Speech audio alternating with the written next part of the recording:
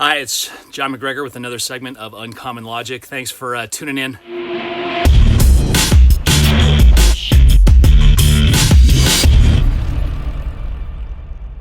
I'm out here on a long trail run, beating myself up once again on the trails of Northern California. It's brutally hot today, but I think we're hovering probably right around 100 degrees, but it's absolutely gorgeous.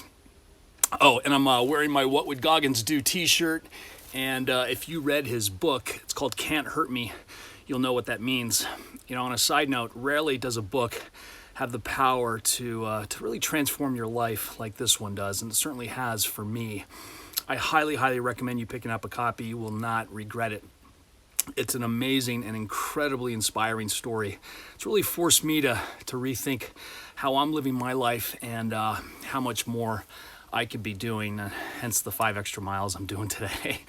Again, it's called Can't Hurt Me by David Goggins. You won't regret it. Shifting gears, as I normally do, I was listening to a podcast on my run today, and the topic was on the educational system. You know, it dawned on me how destructive our school system is on our society, our families, our health, and even our overall well-being. The fact that financial education in our school system is ignored on purpose is absolutely criminal. You know, if you wanted to create a population that didn't think outside the box, that did what the government told them to do, a lot like a robot, go to school, get a job, pay your taxes, and after 40 years retire in the hope that they'll actually have a pension they were promised, which is becoming less and less likely in most states. Or retire on the hope that Social Security will be there, something that people paid into, but it's been raided again and again to pay for pet projects by the political elite. And maybe there's some money in a 401k account.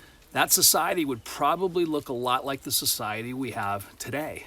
It would be a population where most of the citizens go through life financially illiterate, who predominantly live paycheck to paycheck, regardless of how much they actually make, who live in a constant state of financial stress and fear and anxiety.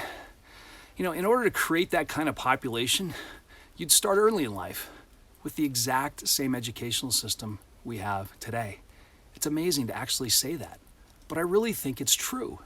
And it's been my opinion for a very long time. The educational system is designed to keep the population financially illiterate. It's no mistake when you consider 65% of people are considered financially illiterate. Why else would this vitally important subject, the subject of money, be completely ignored in our schools? It's criminal. If you feel you're one of those 65 that has little to no financial knowledge, it's really not your fault. Most people don't realize this. Of all your expenses you pay month after month, your largest expense today is your taxes. The average person spends 30% of their life working just to pay their taxes. That means more than 2 hours out of every workday are dedicated to feeding the government. And when you break that down even further, that's 4 months out of every year spent working solely to pay your taxes. Think about that. And when you add it all up, that's 13 years slaving away at your job just to pay the government. And keep in mind, that's just your income taxes. You still have payroll taxes and capital gains taxes.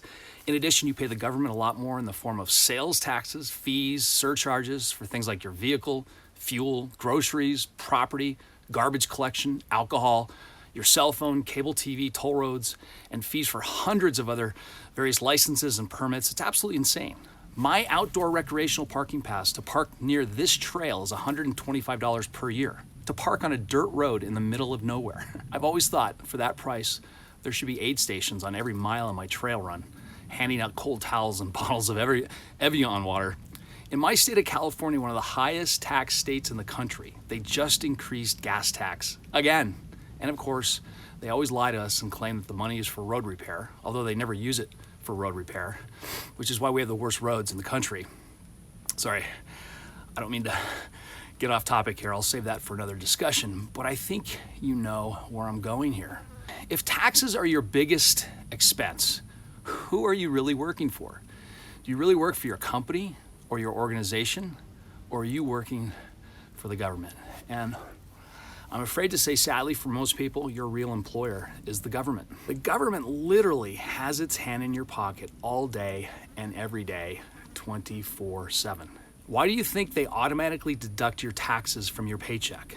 Think about it. If people were forced to manually send in a check to the government every 2 weeks, I think there'd be a revolution in this country, and people would finally wake up and demand an accounting. But in my experience in working with thousands of people over the past 25 years, most people gladly and blindly send in their hard-earned money to the government every 2 weeks, not asking and not questioning where that money is actually going. And you know what? The politicians know it. And let's face it, the government doesn't want an intelligent, financially savvy population, because people who can think critically cannot be ruled. They don't want their citizens to understand how their hard-earned money is being wasted by out-of-control government spending. The bottom line, the government wants a population that is smart enough to pay their taxes, yet dumb enough not to ask any questions. This, in my opinion, is why the school system purposely ignores financial education in the school system. Very sad indeed. So on that happy note, I'm going to get back on my run. I've got 5 more miles to go. I hope this was enlightening and got you thinking just a little bit. So until next time, have an amazing day. And remember, it's never too late to start your journey to achieving true, lasting financial freedom and peace of mind. I'm John MacGregor. Oh, and by the way, leave a comment below. I'd really appreciate it. It really helps me and decide future content for further episodes. Thanks again. Aloha.